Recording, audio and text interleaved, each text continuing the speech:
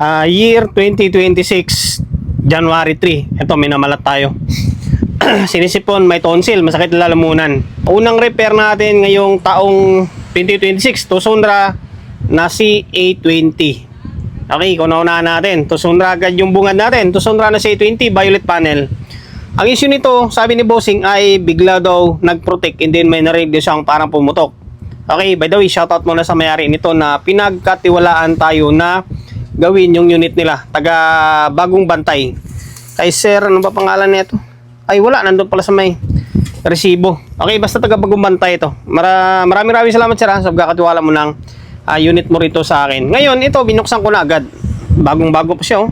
Talaga, nasobrahan eh. Pero nakaabot naman daw ng New Year. O magpas naman siya ng 12 midnight. Mga 2 na ng madaling araw. Tsaka bumigay. Siguro hataw-hataw na. Kaya binuksan ko agad dito. May nakita ko. Or may napansin ako rito. Ito, sunog. Ito siya. Yan.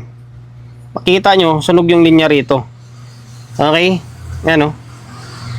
Kaya siguro, pumutok siya or bumigay. Dito naman, parang wala naman ako makita. Pero sabi ni Bossing Dod, parang dalawa daw yung nag-clip eh. Kaya sinisilip-silip ko. Baka mamaya yung mga fuse bumigay din. Okay. Pero sige, troubleshoot natin yan. May naman ngayong taon. Pero bago natin simulan yan, siyempre umusad mo na yung YouTube channel natin, di ba? Sa mga hindi pa nakapag-subscribe, subscribe ng YouTube channel natin. Pindutin mo yung bell button sa gilid, select mo yung all. Ayan, kapag napindot mo na yan, manonotified ka kapag meron tayong bagong upload na video. Okay? Nag-upload tayo ng video isang beses, 2 beses kada araw. Okay? Tucson-Ra CA20, naka-protect daw. Pero ito, ipa-plug natin. Ipa-plug ko siya. Ano ba to? Nakasakit. O, sige. Okay. Wala ka naman makitang naka-protect. Hindi naman natin makitaan siya na naka-protect eh. Naka-normal mode siya. Kaso kapag sinukatan mo siya ng biasing, wala ka na makuhang biasing. Sinukatan ko na to eh. Malamang siguro may bumigay na ng fuse dyan. Okay? Yun pa rin naman ang patutungan natin. Ngayon, dito lang agad tayo.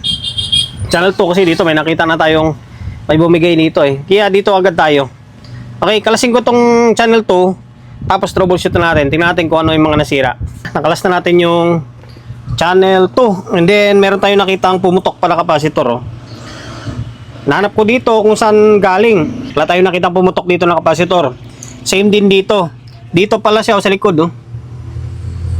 Ayan. Pumutok dyan. Sa may power supply. Parang nasa buffer yata yun. Ngayon, ito yung board ng channel 2. Ngayon, pasensya na kayo, medyo binamalat tayo. Check natin yung mga fast recovery diode kung may nadali dito.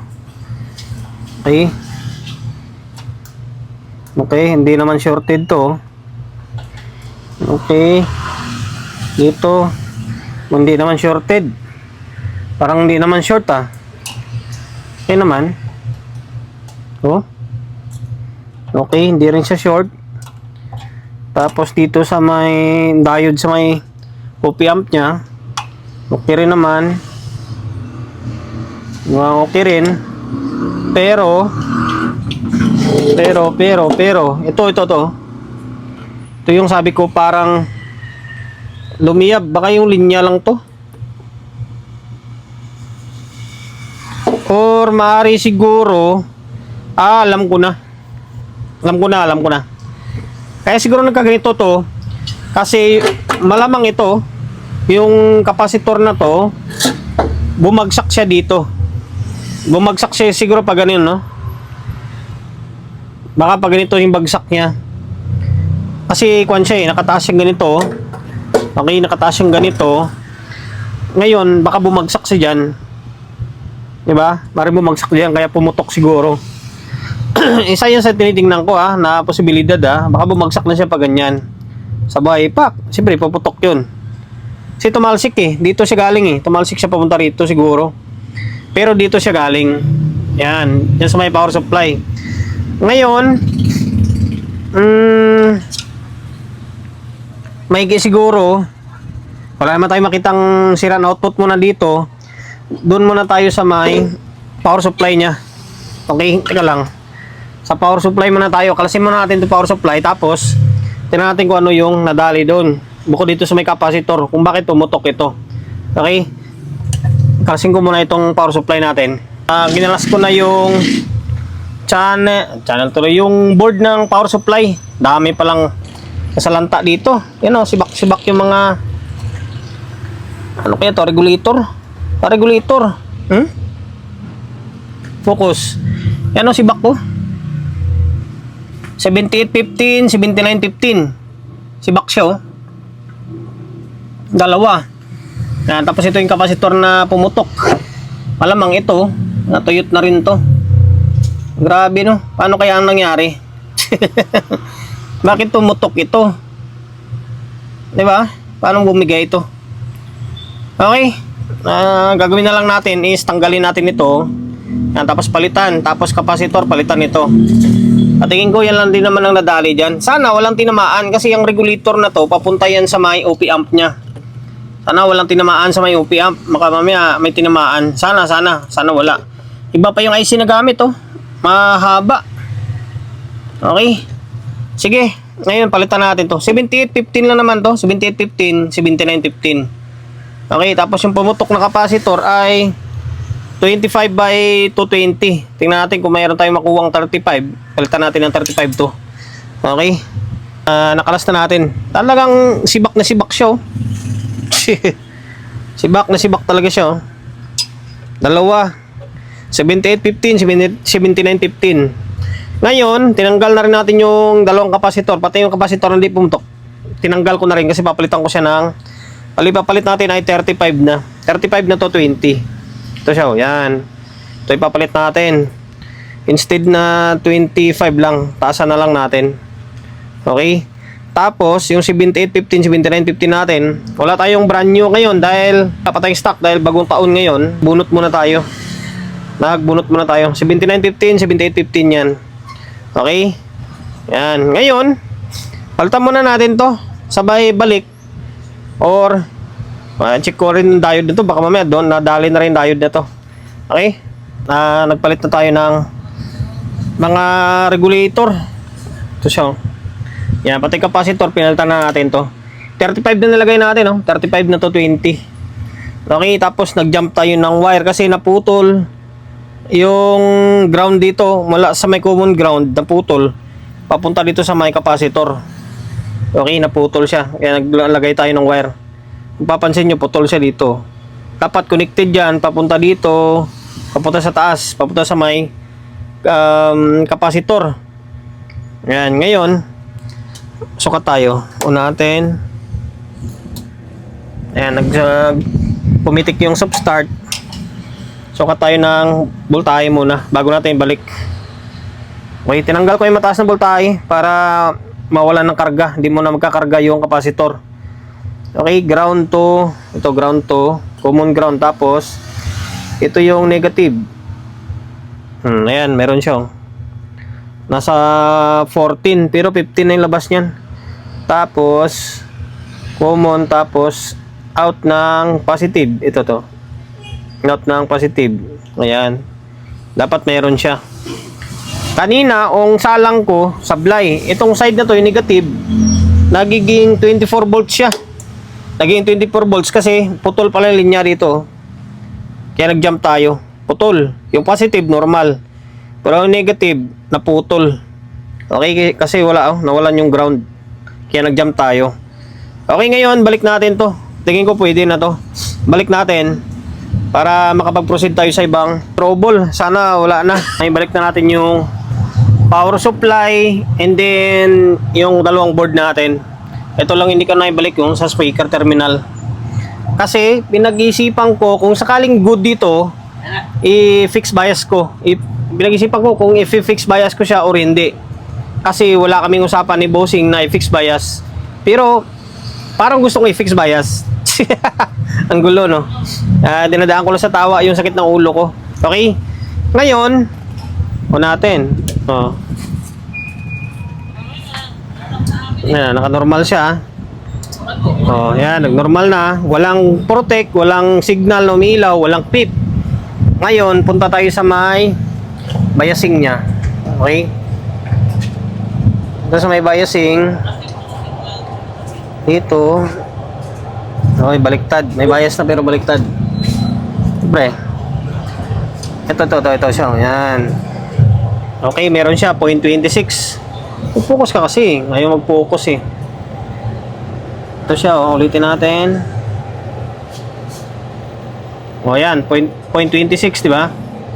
Ganda ng bias niya. Okay, tapos dito sa kabila. Yan, no? Okay, 0.26. Normal na. Okay, bali normal na yung kwan. Normal na may amplifier. Wala naman tinapaan sa may amplifier. Pero ngayon, i-fix natin para wala na masabi si bossing. Okay, yung trimmer na yan, fix natin. Babaklasin natin ang channel para meron tayong reference. Okay, bahala na. Ito na lang, channel 2 na. Channel 2 na agad baklasin natin. Phoenix ko na, tinanggal ko na ito. 501 yung trimmer na nakalagay. 501. 500 ohms. Ngayon, ito siya, oh. 220. Yan, 220 ohms yan. Ngayon, tingnan nyo kung ano magiging bias niya. Isasakto natin or ibababa natin na konti. Huwag na tayong tumaas dun sa may stock niya.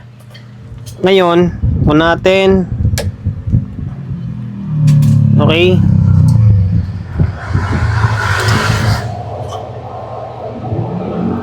Natin kung ano yung bias ng 220. Hindi ko nalista to eh. Nangula lang ako ngayon. Hindi ko pa nalista to. Dami ko na nagawa nito pero hindi ko nalista. 0.25. Pwede na rin to. 0.25. Pwede na rin yan. Mas maganda nga bumaba ng konti eh. Mga 1 millivolt lang. Mas maganda nga bumaba konti para safe eh.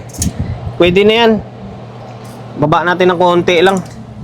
Ito guys pwede nyong itaas ng konti yan. Kung gusto nyong itaas pa. Kung gusto nyong itaas pa, mas okay. Kung itataas nyo yan, pwede nyong bagsakan ng... Okay, sige, pwede. Ikuan na lang. Para wala kayo masabi. Ibabalik ko siya sa 0.26. Iangat ko siya. Gagawa ako na diskarte. Balikan ko kayo. Baka sabihin nyo, bakit di ko siya binalik, di ba? Pero kung ako, mas okay sana yung 0.25 na yan. Playing safe. Although, 0.26 naman. Kunti-kunti lang naman eh. Sige, babalik ko. Gagawa ako ng paraan or didiskarte ako na may balik natin katulad dito sa stock. Okay, para wala kayong masabi. Tinanggal natin yung 220, pinalit natin ay 180. 180 ohms na lang yan Focus, yan. 180 ohms. Ginanyan ko lang muna kasi baka may sablay, mahirap magbaklas ulit tayo. Yan, saka na lang natin i-fix kapag nakuha natin tamang bias niya. Ngayon binaba natin from 220 to 180. Kapag tumaas to, meaning babalik tayo, pataas tayo. Okay? Ito natin. Ngayon, sukat tayo Sana sa pool. Para tapos na yung vlog natin syempre. Yan, buhay na mano natin ngayong taon to eh. Ayun sa pool oh. Ba? Sa pool siya 220 ohms. 180 ohms pala. Yung 220 pwede naman na yon.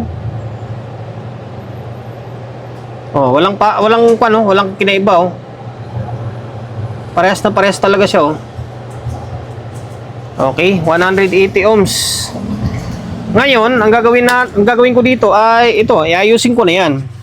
Mahaba pa yung tangkay niya Yan, iayusin natin ito tapos pating kabila siyempre.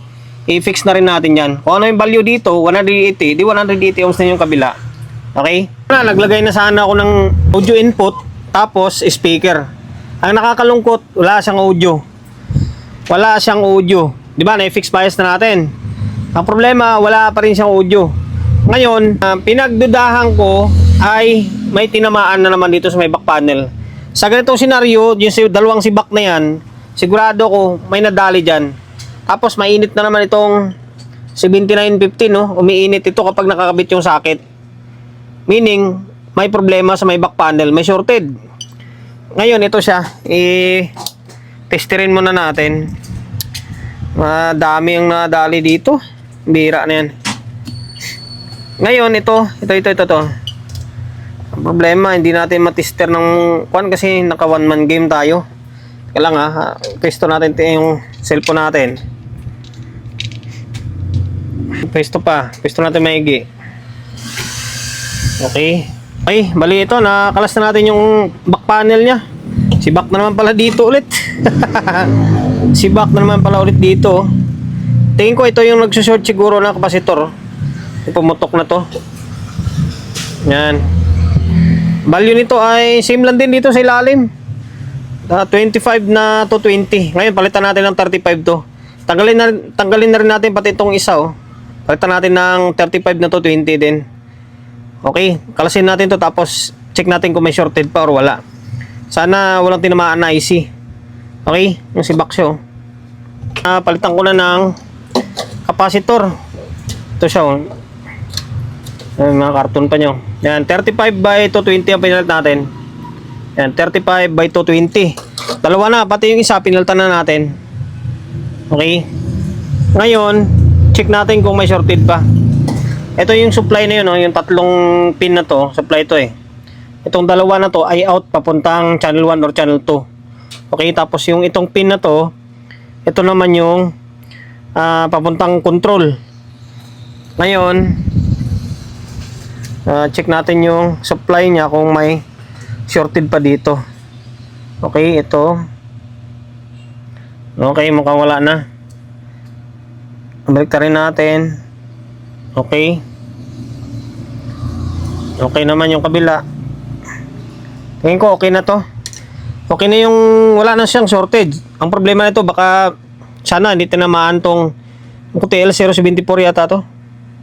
O 74 nga. Yan, ito to. Tatlo na yan.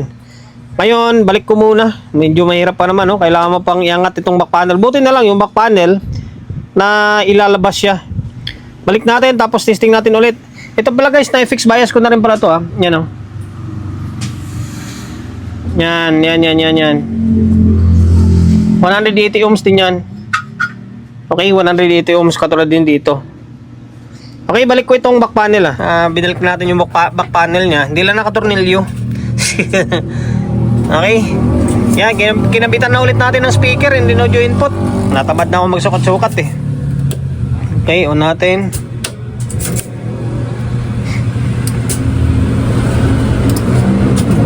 Yan, yung laptop natin naka-play yan, ha. Tingnan na lang natin kung may audio siya or wala. Ayan, may audio na siya, oh. Naka pure bass pala ito. Naka pure bass. Yan, oh.